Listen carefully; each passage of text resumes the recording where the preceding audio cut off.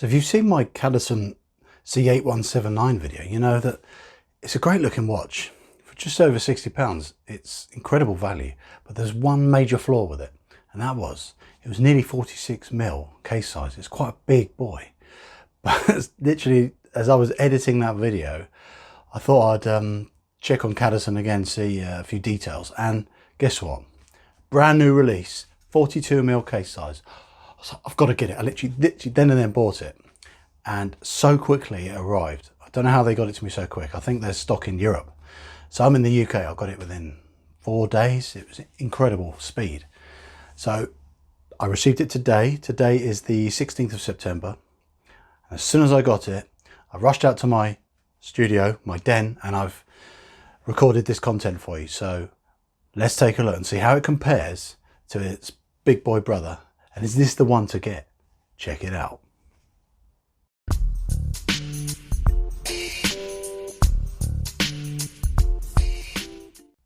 So here on the left is the original, the C8179 with the bigger case size. So just for reference, I'll remind you of that, of these initial dimensions.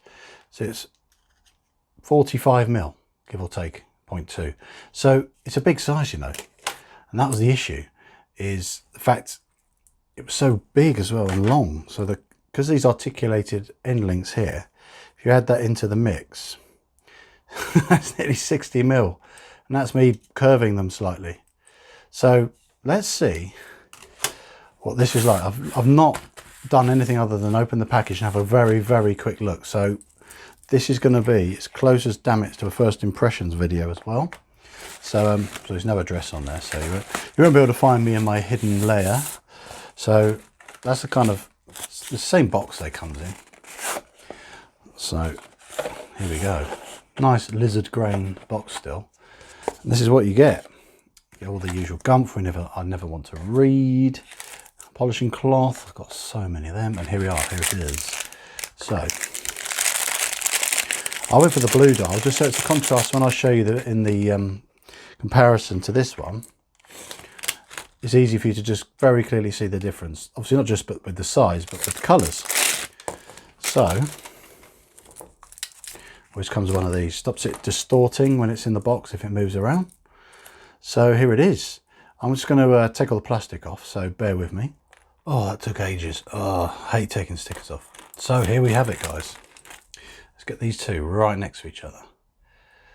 That, as you can see now, just looks a little bit like it's put on a few too many pounds. Whereas this one, I think I know they could have gone a bit smaller. People are going to say they could have gone to a 40, but nice that they've acknowledged that this one was maybe too big.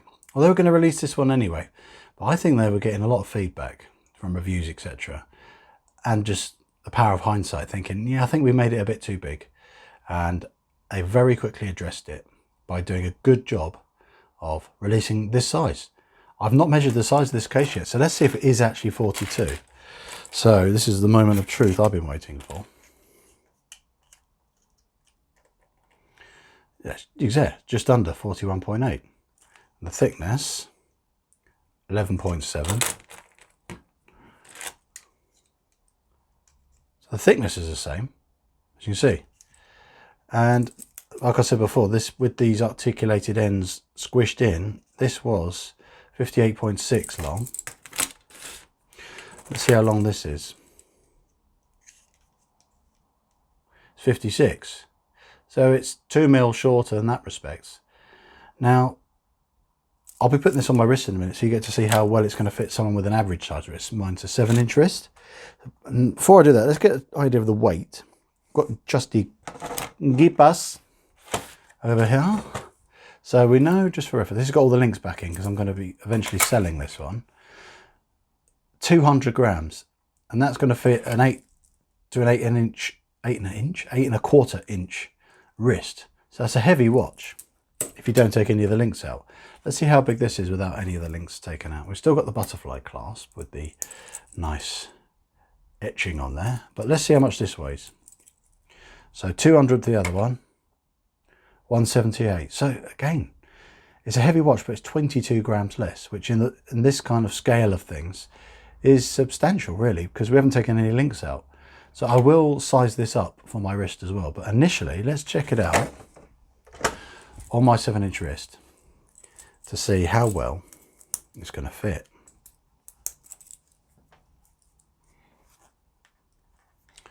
There we go. Look at that. It's still a reasonably big watch, but so you're going to see that. Love how it catches the light. Now I'm going to put the other one back on, so you're going to see in comparison how big a difference. I'll measure the bracelet as well, because the bracelet definitely feels a lot chunkier on this. Look at that. So that's a lot bigger. Let's get them side by side. I've got room to slide this up. Huge difference. This one just looks more proportioned. I think they've used the same hands, because this hand,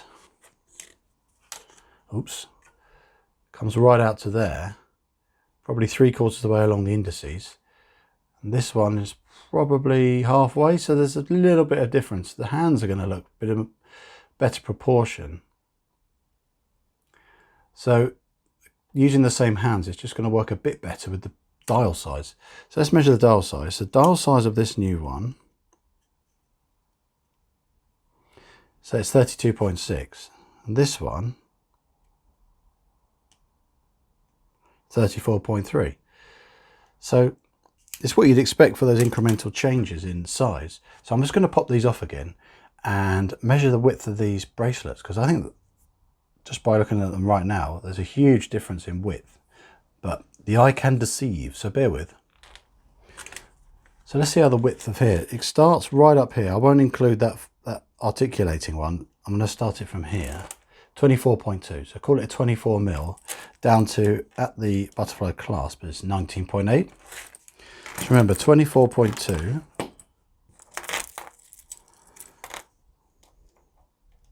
so that's 22. So again, there's your 2 mil difference on the bracelet. It's all proportional. It goes down to only 17.7. So again, everything's 2 to 3 mil smaller, so the proportions are good. But let's see the crown. Still got the sticker on there. So that's 5.6 mil crown, and this one is 6.2. So I've used a different crown. So that's a different size. What would have been better if they'd have used, they could have done this crown, this one, on this one. Nice to have a bigger crown. Would have ideally been if they had the hexagonal crown as well, but can't have it all really. Yeah, 5.7, 5.8. So I just think the proportions are better on this, and this doesn't have the quick release pins on the bottom, which is good because I don't think it's really necessary. It's a waste of energy really, because it's got quick release. Like you're going to be doing lots of strap changes. As we know, you're not, because it's got this weird articulated end link. Someone, Craig Rogers, one of my kind subscribers, made an interesting question. Well, I made a point of saying, I wonder if a Casio G-Shock strap, resin strap, would fit on this, and it does. It does slide around a bit because the width of the actual part that goes on the spring bar is narrower, but the actual proportions of it goes from, it fits in here really nicely. So that was weird, but you can't reverse do it. You can't put this bracelet on a Casio because it's a 20 mil lug width here. And out of interest, let's just see what the lug width on the inside of this is. Yeah, it's still 20 mil on the actual lug width, but you're not going to really easily do a strap change. That was the initial issue with these, but I'm going to size this up for my wrist now, because that's going to be an important thing, because I personally got this to fit me okay, but I'm interested to see how much scope there is for a larger and a smaller wrist.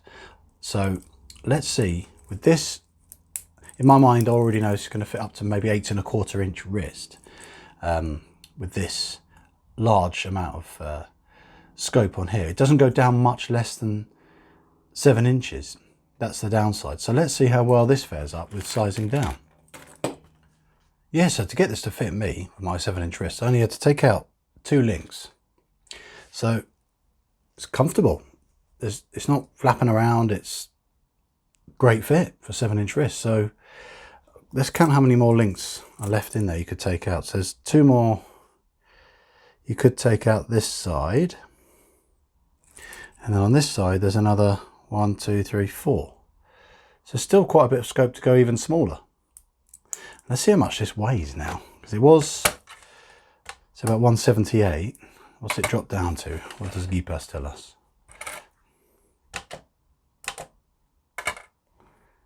170. So there's not much weight in the in those links I've taken out.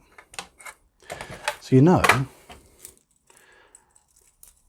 it's going to fit, and it fits a 7-inch wrist so much better than the other one did.